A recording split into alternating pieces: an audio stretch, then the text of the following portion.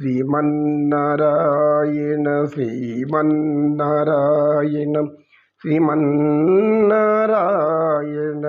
నీ పాదమే శరణు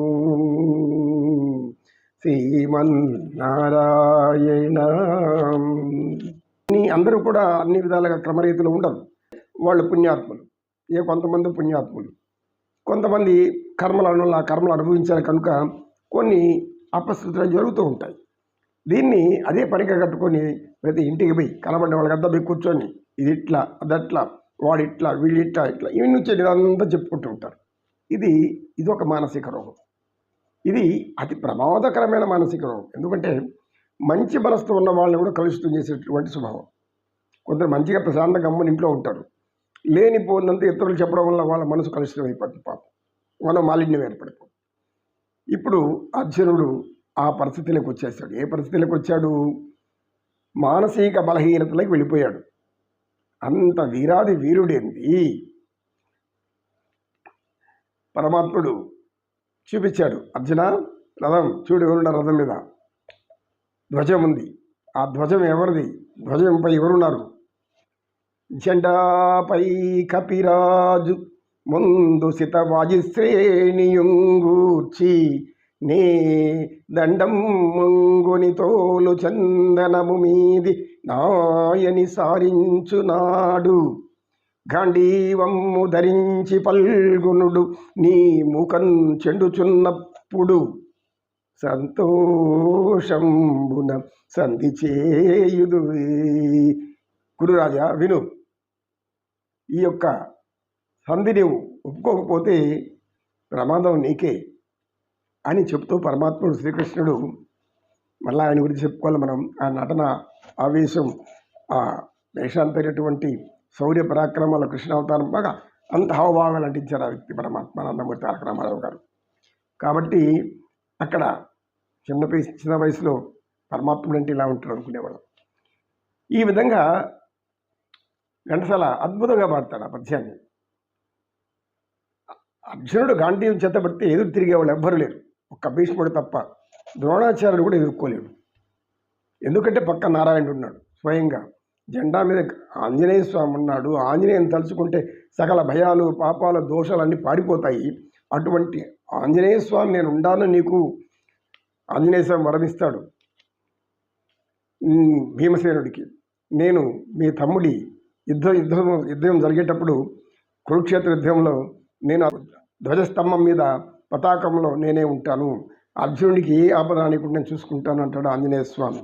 ఆయన మహాభక్తుడు, రామభక్తుడు, ఆయనకి మించిన భక్తుడు ఇంకెవరూ లేరు. చిరంజీవి, ఆయన అష్టసిద్ధులు పొందిన దివ్య పురుషుడు, అష్టసిద్ధులు కలిగినటువంటి ఏకైక చిరంజీవి అనేటువంటి వ్యక్తి ఆంజనేయ స్వామి, ప్రసన్నాంజనేయ స్వామి.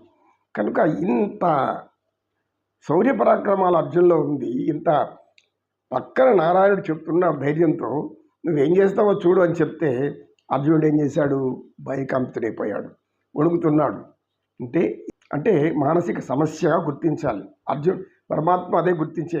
ఇది గుర్తించి మనకు తెలియజేయడానికే పరమాత్మ ఈ యుద్ధరంగంలో భగవద్గీత కోసం ఇతను వచ్చాడు. అక్కడ అర్జునుడు అలా భయపడ్డం, పిరికివాడుగా మారడం, ఇదంతా కూడా ఒక సంఘటన. నరుని బ్రతుకు నటన, ఈశ్వరుని తలపు ఘటన, నటడుమాయి ఎందుకింత తపన, తెలుసా మనసా తెలిసి అలుసా. నరుడి బ్రతుకు నటన, ఈశ్వరుడి తలపు ఘటన, నట్ట నడిమి మధ్య నీకెందుకింత తపన అని ఒక చక్కటి జ్ఞానవంతమైన పాటది. కనుక నరుడు నటన మాత్రమే. ఆయనదే సంకల్పం అంతా కూడా. ఆయన సంకల్పాన్ని అనుసరించి సర్వం జరుగుతూ ఉంటుంది. సర్వమానవులు ఆయన సంకల్పాన్ని మీదనే అనుసరిస్తూ ఉంటారు. ఎందుకంటే 3 విధాలైన కర్మలు, 3 విధాలైన గుణాలతో బాధించబడుతూ 3 విధాలైన కర్మలు, దుఃఖాలు. ఏమది? ఆధ్యాత్మిక దుఃఖాలు, ఆది భౌతిక దుఃఖాలు, ఆది దైవిక దుఃఖాలు యోగశాస్త్రం చెప్పబడి ఉంది. దీంతో ఏమి ఏర్పడుతుంది? పంచక్లేశాలు ఏర్పడుతుంది. అవిద్య, అస్మిత, రాగము, ద్వేషము, అభినివేశము. పతాంజలి సూత్రాలు మనం చూసాం. పంచక్లేశాలు అంటే 5 రకాల దుఃఖాల చేత మానవులు పీడించబడుతూ ఉంటారు. ఎవరెవరు? 3 గుణాలలో ఈ త్రిగుణాత్మం కలిగిన వాళ్ళు ఏ దుఃఖం చేత ఎవరు పీడించబడతారు? అది పతాంజలి మనకి యోగ సూత్రాలు చెప్పుకున్నాం కదా.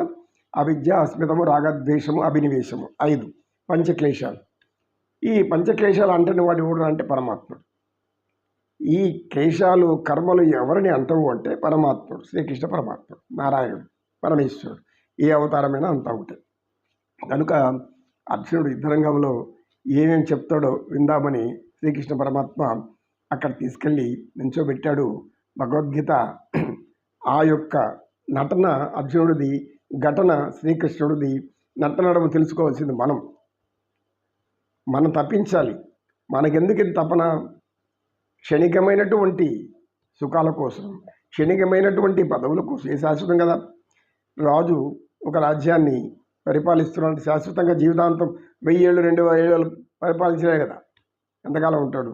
శ్రీకృష్ణదేవరాయలు, ఆంధ్రభోజులు అని పేరు తెచ్చుకున్నటువంటి శ్రీకృష్ణదేవరాయలు ఆయన 20 సంవత్సరాలు పరిపాలించాడు. ఎంతో కీర్తించాడు, అష్టదిగ్గజాలతో ప్రభవిల్లాడు. ఆయన అష్టదిగ్గజాలు కూడా ఎంతో అనేక కావ్యాలు రాశారు. కనుక ఇవన్నీ కూడా మనకు చరిత్ర చెప్పే సత్యాలు. భగవద్గీత మన కోసరము, మనలో మార్పు రావడం కోసరము.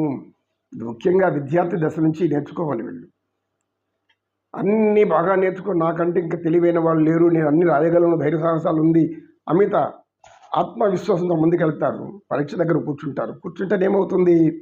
కొందరిలో మాత్రం అంటే ఏమి, అది సున్నితమైన మనస్కులు పిరికితనం ముందు జవాబులు పెట్టుకుంటారు. అయ్యో మనం అనుకున్నది వస్తుందో రాదో, వేరే ప్రశ్నలు వస్తే ఏం చేయాలి, ఇంకేం చేయాలి, అది రాకపోతే మనం ఎట్లా, ఫెయిల్ అయిపోతే ఎట్లా, ఫెయిల్ అయితే ఇంట్లో ఏం జవాబు చెప్పాలి, తప్పితే ఏమవ్వాలి, ఇంట్లో వాళ్ళకి ఎలా చెప్పాలి, ఇలా ప్రాణాలు తీసుకునే వాళ్ళు కూడా ఉంటారు. ఎంత అమాయకత్వం, ఎంత అమాయకత్వం అంటే ఎంత పిల్లవాళ్ళకి ఇలాంటివి భగవద్గీతను చిన్నప్పటి నుంచే కానీ వాళ్ళలో నూరిపోస్తూ ఉంటే, అంటే జ్ఞానం చెప్పాలి. ఊరికి శ్లోకం చదువుకుంటే చాలదు, శ్లోకంలో ఉండే శోకం కూడా చెప్పాలి. ఎందుకు శోకం కలుగుతుంది? శోకం అంటే దుఃఖం. ఎందుకు ఆ దుఃఖం వస్తుంది? ఈ యొక్క దుఃఖం రావడానికి కారణం ఏమి అంటే నీలో మనోబలహీనత, నీలో ఒక బలహీనమైన తత్వం ఉంది. దాన్ని విడిచిపెట్టు, అనుకూలంగా ఆలోచించుకో. నీకు నువ్వు అనుకూలంగా ఆలోచించుకో. నేను రాయగలను, ఎటువంటి ప్రశ్న అయినా రాయగలను. ఎందుకు? నేను బాగా చదువుకున్నాను, గురువుల దగ్గర బాగా విన్నాను అనే ఆత్మవిశ్వాసం ప్రతి ఒక్కళ్ళు పెంచుకుంటూ ఉంటే నిత్యం పుస్తకం తెరవగానే వివేకానంద స్వామి అయిపోతారు. ఇది తప్పకుండా అందరూ కూడా తల్లిదండ్రులు పిల్లలకు కూడా చెప్పాలి. వివేకానంద స్వామి ఏకసంధాగ్రాహి. పుట్టకతో అతను జ్ఞానంతో పుట్టాడు. అంటే పూర్వజన్మ సుకృతం అనాలమంటాను. ఆ పూర్వజన్మ సుకృతం అనేది అలా పుట్టిస్తారు కొంతమంది జ్ఞానులుగా. అటువంటి జ్ఞానులే మనకు జ్ఞానబోధ చేస్తూ ఉంటారు. వివేకానంద స్వామి 1000 పేజీల పుస్తకాన్ని ఒక్క మారు చదివాడంటే ఎక్కడ ఏ పేజీలో ఏముందో చెప్పగలగండి, మేధావి. అందుకే చికాగో, అమెరికా జరిగిన సర్వమత సభ అంటే అన్ని మతాలు అక్కడ ఉన్నాయి. అన్ని మతాల వాళ్ళు అనేక బోధనలు చేస్తున్నారు. ఈయనకి సమయం ఇవ్వలేదు, 3 నిమిషాలే ఇచ్చారు ఈయనకి. అది కూడా ఎవరినో వీళ్ళని సహాయం చేస్తే భగవంతుడు అనుగ్రహంలో ఇచ్చారు. 3 నిమిషాలు కాదు కదా, 3 గంటలైన వివేకానంద స్వామి యొక్క మాటలు వాళ్ళకి ఎటువంటి బోరు కనిపించలేదు, అంటే విసుగు అనిపించలేదు, విరామం అనిపించలేదు, ఏమీ తెలియదు. ఏదో ఒక తన్మత్వంలోకి వెళ్ళిపోతున్నారు వాళ్ళు. ఇంత జ్ఞానం ఉందా భారతీయ సనాతన ధర్మంలో, ఇంత జ్ఞానమా అని ఆశ్చర్యపోయారు వాళ్ళు. ప్రతిరోజు అప్పటి నుంచి ఈ యొక్క సభ ప్రారంభంగానే ముందు మాకు we want Swami Vivekananda, we need his preaches and speeches అని అడిగారంట. వందే జగద్గురుం. నవ్వుతూ బతకండి, ఆనందంగా బతకండి, సంతోషంగా బతకండి. నవ్వే వాళ్ళని చూసి ఆనందించండి, సంతోషంగా ఉండేవాళ్ళని చూసి ఆనందించండి. సంతోషంగా ఉండేవాళ్ళని చెడగొట్టద్దండి. నమో కృష్ణ, కృష్ణం వందే జగద్గురు.